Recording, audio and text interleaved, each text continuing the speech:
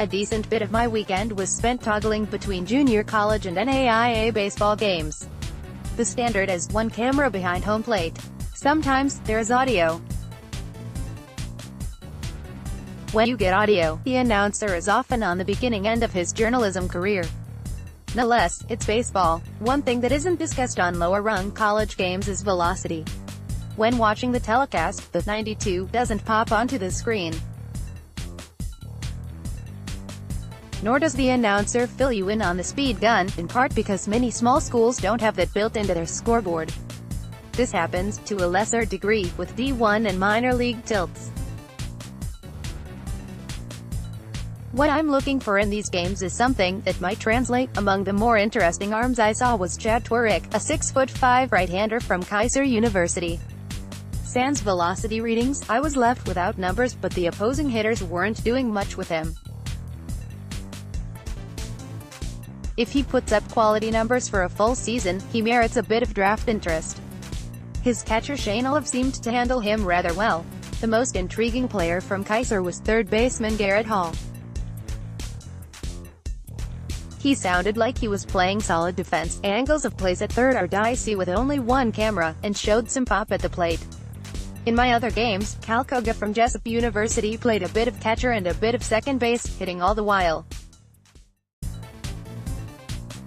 As the Cubs love drafting catchers late, he's probably my favorite at the weekend.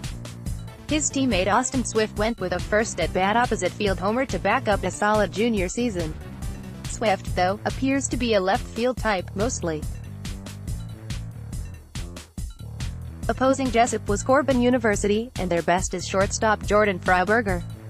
From games I wasn't watching, St. Jacinto Junior College's Jackson Rutledge was on point this weekend, showing high 90s velocity.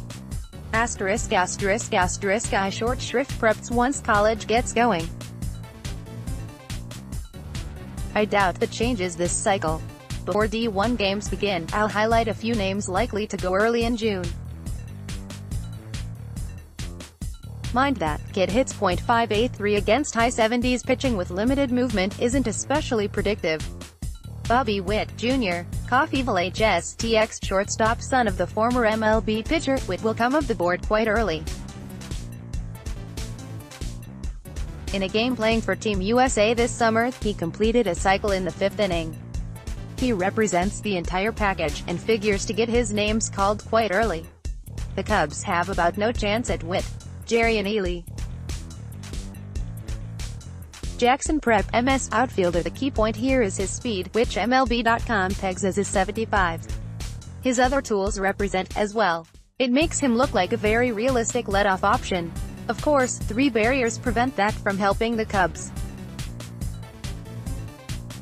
An above-average bat for a prep won't necessarily develop. He would take until at least 2022 to be ready, if all goes well. And he won't last until 27. He will, though, leave one other player more available when the Cubs select. He's a potential footballer, as well. Kyler Murray alert. Jack Leiter, right-handed pitcher, Delburton HS, NJ. If the name looks familiar, Jack is former MLB pitcher Al Leiter's son. A Vanderbilt commit, he combines savvy, a 4-pitch mix, and a mid-90s fastball. He also figures to be gone a bit before the 27 spot, but things can change.